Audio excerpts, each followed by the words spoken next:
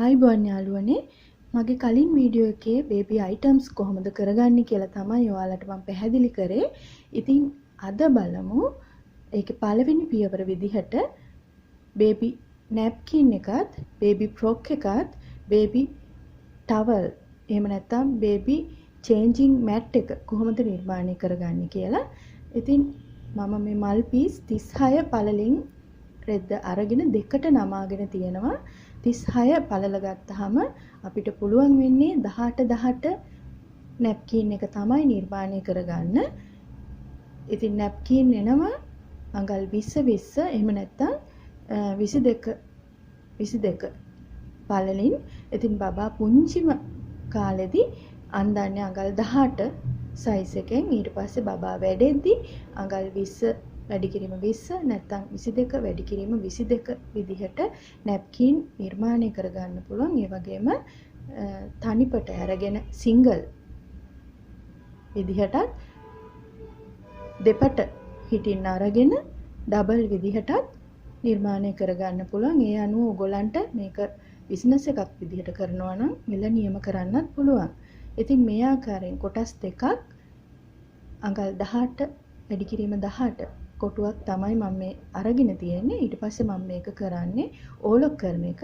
ඕලොක් එකට නූල් 3 තමයි මම යොදාගෙන තියෙන්නේ. මම රෝස පාට නූලෙන් තමයි මේක ඕලොක් කරන්නේ. ඔයාලට පුළුවන් නිල් පාටින් එහෙම නැත්නම් වෙනත් වර්ණයක් උනත් යොදා ගන්න. ඉතින් ගැහැණු දරුවෙකුට නම් අපි සම්ප්‍රදාය තියෙනවා රෝස පාටින් කියලා, පිරිමි දරුවෙකුට නිල් පාටින් කියලා. අද වෙනකොට විවිධ වර්ණ යොදා ගන්නවා. ඉතින් මේක printed, plain ආදී ඕනම විදිහකට ඔයගලන්ට නිර්මාණය කරගන්න පුළුවන්. 45 පළලිනුත් මල් පීස් එනවා. ඉතින් ඒ රෙදි අරගෙන ඔයගලන්ට පුළුවන් 22 පළලින් හරි 20 පළලින් හරි නිර්මාණය කරගන්න. ඉතින් ඊට පස්සේ බලමු අඟල් 20 වැඩි කිරීම 20 විදිහට කොටුවක් මම කපා ගන්නවා.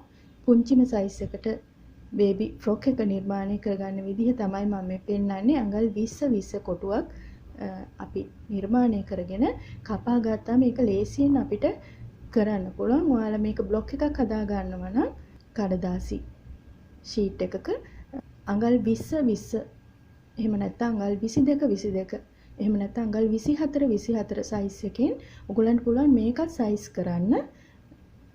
මේ විදිහට පුංචිම සයිස් එක මම මුලින්ම ඔයගලන්ට කරගන්න විදිහ තමයි මේ රෙද්දෙම කරලා පෙන්නන්නේ. ඉතින් ඔයාලා මේක බ්ලොක් එකක් හදාගෙන ඉදිරියේදී බිස්නස් එකක් විදිහට කරනවා නම් යොදා ගන්න පුළුවන්. මේකේ සිංගල් තමයි අපි රෙද්ද ගන්නෙ. මේ විදිහට අරගෙන බලන්න මම කොහොමද මේ බේබි ෆ්‍රොක් එක නිර්මාණය කරන්න කියලා. ඉතින් හරිම ලේසියෙන් මේක නිර්මාණය කරන්න පුළුවන්. විවිධ අය විවිධ අයුරින් නිර්මාණය කරගන්නවා. අංශයට මූට්ටුවක් යොදනවට වැඩිය මේ විදිහට මහ ගන්නවා නම් පුංචි බබාට සනීපයක් දැනේවි කියලා හිතනවා. ඉතින් ඒ හින්දා මේ ආකාරයෙන් බයස් අතට නමාගෙන අපිට පුළුවන් ගවුම ලස්සනට නිර්මාණය කරගන්න. මුලින්ම ඔයාලට පේන්නේ නැති අඟල් 7ක් තියලා මම රේඛාවක් ඇඳගත්තා. ඊට පස්සේ අඟල් 13ක් තමයි මේ විදිහට ලකුණු කරගන්නේ. ඔයාලා දන්නවා ෆ්ලෙයාර්ඩ් සායක් නිර්මාණය කරගන්නේ ඒ විදිහට තමයි අඟල් 7ක් මුල්ලේ ඉඳලා ලකුණු කරනවා. ඊට පස්සේ ඒ ලකුණු කරපු තැන ඉඳලා අඟල් 13ක් අරගෙන තමයි මම මේ ගවුම නිර්මාණය කරන්නේ. ඊට පස්සේ සයිඩ් එකෙන් අඟල් 3මාරක් තමයි මනින්නේ. ඒ අඟල් 3මාර මැනලා මැදින් අඟල් භාගයක් ලකුණු කරනවා. ඔයාලට පේනවා. ඊට පස්සේ මම මේ අත් කට තමයි මේ අඳින්නේ. අඟල් 2ක් තමයි මැදින් මේ ලකුණු කරන්නේ. බලන්න.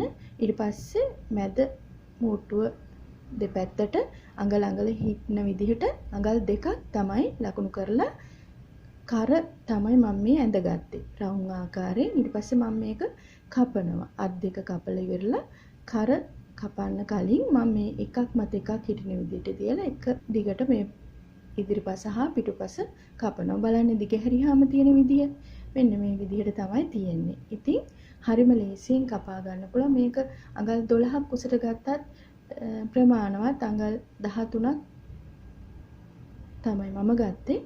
බලන්න මේ විදිහට අපි නැවත දිගහැරලා අපිට පුළුවන් පිටුපස නැවත සකසා ගන්න. ඉතින් මේ ගවුම මේ ආකාරයෙන්ුත් ලස්සනයි. නමුත් චූටි බබාලා නිතරම තෙමා ගන්න හින්දා අඟල් 3මාරක් මුල්ලෙන් ලකුණු කරලා මේ විදිහට ගවුම හැඩ කරලා ගත්තනම් හොඳයි කියලා මට හිතෙනවා. ඉතින් අර කලින් ආකාරයෙන් හරි මේ දැන් මම කපන විදියෙන් හරි ඔයාලා කැමති විදිහකට මේ ගවුම නිර්මාණය කරගන්න. මේ ආකාරයෙන් අපිට පුළුවන් ගවුම පිටිපස සකස ගන්න. බලන්න දිගෑරියාම මෙන්න මේ විදිහටයි තමයි තියෙන්නේ. මේක පිටුපස නැවත නමාගෙන බලමු. මේ විදිහට තමයි එතකොට තියෙන්නේ. ඉතින් මේක වටේම ලස්සන්ට කැමති පාටකින් නූල් දාලා ඔලොක් කරගන්න පුළුවන්. ඔලොක් එක ටිකක් ළඟින් හිටින විදිහට නූල වදිනවා නම් හොඳයි. ඉතින් මම මගේ ළඟ තීච්ච නූල් දුර තමයි යොදාගෙන තියෙන්නේ. ඔයාලට අවශ්‍ය නම් මේක තවත් ලං කරලා නූල් වදින විදිහට සකස ගන්න පුළුවන්. මේ විදිහට සකසගෙන ලස්සන්ට වටේම ඔලොක් කරගෙන උරහිස් දෙක විතරයි ඊට පස්සේ මහන්න තියෙන්නේ. ඊට පස්සේ අපිට පුළුවන් නිමා කරගන්න. ඉතින් ගවුමේ ඉදිරිපසට අවශ්‍ය නම් ස්ටිකර්ස් වර්ග තියෙන ඕගොල්ලන්ට වෙළඳපොලෙන් අරගෙන අලව ගන්න පුළුවන්. එහෙම නැත්නම් රිබන් මලක් වගේ ඕනනම් අල්ලන්න පුළුවන්. එහෙම නැත්නම් අතින් එම්බ්‍රොයිඩර් මෝස්තරයක් මහ ගන්න පුළුවන්. ප්ලේන් වලින් වගේ මේ ගවුම කරනවා නම් printed එන හින්දා ඉතින් එච්චරම අත්‍යවශ්‍යත් නැහැ.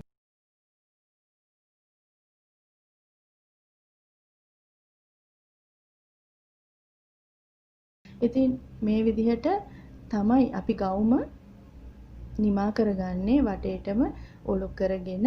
ඊට පස්සේ අපිට තියෙන්නේ උරහිස් දෙක මහලා පිටුපසට රිබන් එකක් අල්ල ගන්න පුළුවන් ගැට ගහන විදිහට. ඉතින් ගොඩාක් ඝනකමට හිටින්න රිබන් එහෙම නැත්නම් කෝඩ් එහෙම අල්ලන්නේ නැහැ. මොකද බබා හැම වෙලාවෙම උඩු බැලිය අතර තමයි ගොඩාක් වෙලාවට නිදියන් ඉන්නේ. ඉතින් එයාට අපහසු නොවන විදිහට තමයි මේ ගවුම නිර්මාණය කරන්න උවමනා.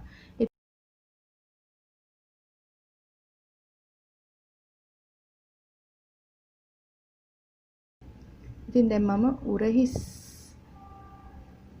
දෙක තමයි මේ අල්ලන්නේ. මෙතන ඕනනම් ඉදිරිපසට රවුම් ආකාරයෙන් හිටින විදිහට උනත් සකස ගන්න පුළුවන්. කලින් වීඩියෝ එකේ මම ඔයාලට පෙන්නුවා. ඒකත් බලන්න කියලා ඉල්ලා සිටිනවා. බලපු නැති අය ඒ වගේ ඔයාලට කැමති මෝස්තරයක් යොදා ගන්න පුළුවන්.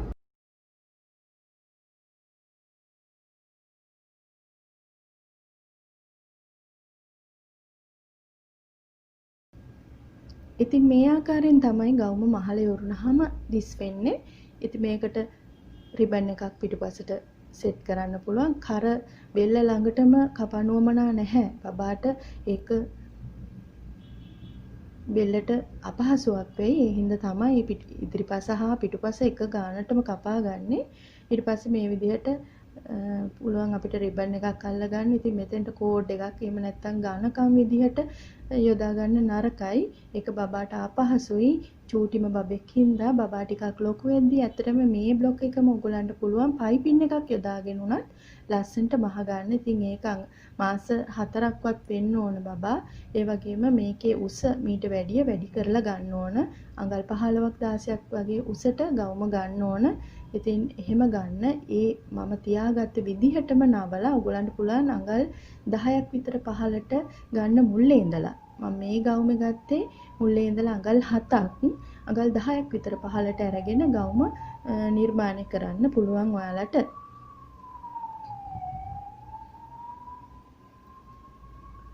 ඉතින් බලන්න රිබන් එක ගැට ගැහුවට පස්සේ පිටිපසට එන විදිය තමයි මේ පෙන්නන්නේ. මේක ඉදිරිපසට එන විදිය අනික් අතට දැම්මහම බලන්න පුළුවන්. මේ ආකාරයෙන් තමයි බේබි නැප්කින් එකත් බේබි ෆ්‍රොක් එකත් මහල ඉවරුනහම දිස් වෙන්නේ. මේ පිටුපස පේන ආකාරය. ඉතින් මේකම ඕගොල්ලන්ට පුළුවන් පයිපින් එකක් යොදා ගන්න. එහෙම නැත්නම් බ්ලැන්කට් මැස්මින් අතේ උනත් වටේ මහන්න පුළුවන්. එහෙම නැත්නම් zigzag මැෂින් එකෙන් ඔයගලන්ට පුළුවන් කෝඩ් කරගන්න. ඉතින් ඔයාලට ගැටලුවක් ඇති නොවෙන්නේ නැති කියලා හිතනවා. ඉතින් බලමු අපි ඊළඟට බේබි ටවල් එක කොහොමද කරගන්නේ කියලා. එහෙම නැත්නම් බේබි චේන්ජින් මැට් එක මේ විදිහටම නිර්මාණය කරගන්න පුළුවන්. මම මේ මල් පීස් ඩබල් අරගෙන තියෙනවා අඟල් 36 පළල හා අඟල් 36 හා 35 තමයි අරගෙන තියෙන්නේ මේ රෙද්දේ ප්‍රමාණය. මේක ඔයගොල්ලන්ට පුළුවන් අඟල් 28 හා අඟල් 32 හිටින විදිහට එහෙම නැත්නම් අඟල් 30 34 විදිහට ඔයගොල්ලන්ට නිර්මාණය කරගන්න පුළුවන් අවශ්‍ය විදිහට පැනල් රෙද්දෙන් උනත් නිර්මාණය කරගන්න පුළුවන්. ඉතින් ඒකත් මම නිර්මාණය කරගත්තේ ඩබල් අරගෙන අයිනෙන් ඔලොක් කරගෙන ගිහින් තියෙන්නේ. ඉතින් ඔයාලට මේක පුළුවන් පයිපින් එකක් යොදා ගන්න අයිනෙන් පොඩ්ඩක් කර්ව් කරගන්න පුළුවන් හතරස්ම වෙන්නේ නැති වෙන්න. ඉතින් ඒ විදිහට තමයි baby blanket, panel sheet, bath sheet එහෙමත් නිර්මාණය කරගන්නේ. ඒ කියන්නේ මේ මැටීරියල් එක ගන්න මැටීරියල් එක අනුව ඔයගොල්ලන්ට පුළුවන් මේවා වර්ග කරන්න, ඒ වගේම සයිස් කරන්න. ඉතින් මේ ආකාරයෙන් තමයි මේක අපි ඔයාලට කරලා පෙන්නන්නේ. ඉතින් උත්සාහ කරන්න කියලා ඉල්ලා සිටිනවා. ඒ වගේම තාමත් ඔයාලා මගේ channel එක subscribe කරලා නැත්නම් subscribe කරන්න. ඒ වගේම එහා පැත්තේ තියෙන කළු පාට bell icon එක press කරන්න. එතකොට ඔයගොල්ලන්ට මම දාන videos දාපු සැනකින් දකින්න ලැබෙවි. ඒ එක්කම comment කරන්න, යාළුවන්ට බලන්න, share කරන්න කියලා ඉල්ලා සිටිනවා. ඉතින් ගොඩක් ස්තුතියි ඔයාලට. සුබ දවසක්.